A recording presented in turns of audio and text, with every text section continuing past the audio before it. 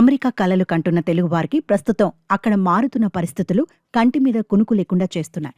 Donald Trump రెండోసారి బాధ్యతలు చేపట్టిన వెంటనే తన ప్రధాన అజెండా అయిన అక్రమ వలసల నిర్మూలనపై దృష్టి పెట్టారు.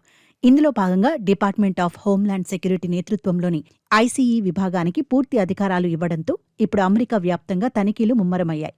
గతంలో కేవలం తీవ్రమైన నేర చరిత్ర ఉన్నవారిని మాత్రమే లక్ష్యంగా చేసుకున్న అధికారులు ఇప్పుడు మాత్రం తెలుగు రాష్ట్రాలకు చెందిన విద్యార్థులు, ఐటీ ఉద్యోగుల వైపు దృష్టి సారించడం యావత్ తెలుగు సమాజాన్ని విస్మయానికి గురిచేస్తోంది.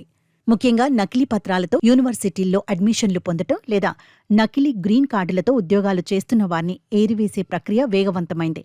ఐసీఈ అధికారులు కేవలం పని ప్రదేశాలకే పరిమితం కాకుండా రెస్టారెంట్లు, షాపింగ్ మాల్స్, నివాసాలపై కూడా మెరుపుదాడులు నిర్వహిస్తున్నారు. తాజాగా మిన్నెసోటాలో జరిగిన ఘటన ఇందుకు నిదర్శనంగా నిలుస్తోంది.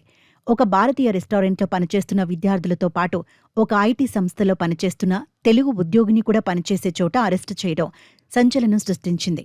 సదరు బాధితులు తమ వద్ద అధికారిక పత్రాలు ఉన్నాయని మొత్తుకున్నా అధికారులు కనికరించకుండా వారిని డిటెన్షన్ సెంటర్లకు తరలించడం అక్కడి భయానక పరిస్థితులకు అద్దం పడుతోంది.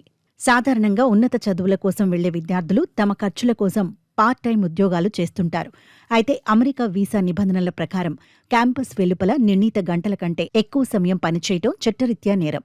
ఇప్పటి వరకు ఈ విషయంలో కొంత వెసులుబాటు ఉన్నట్లు అనిపించినా ఇప్పుడు ట్రంప్ ప్రభుత్వం వచ్చాక నిబంధనలను ఉక్కుపాదంతో అమలు చేస్తున్నారు.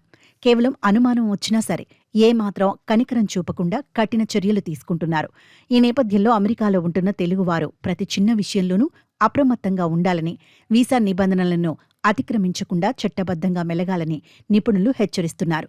అడ్డదారిలో వెళితే అరెస్టులు మరియు స్వదేశానికి బహిష్కరణ తప్పవని ఈ పరిణామాలు స్పష్టం చేస్తున్నాయి.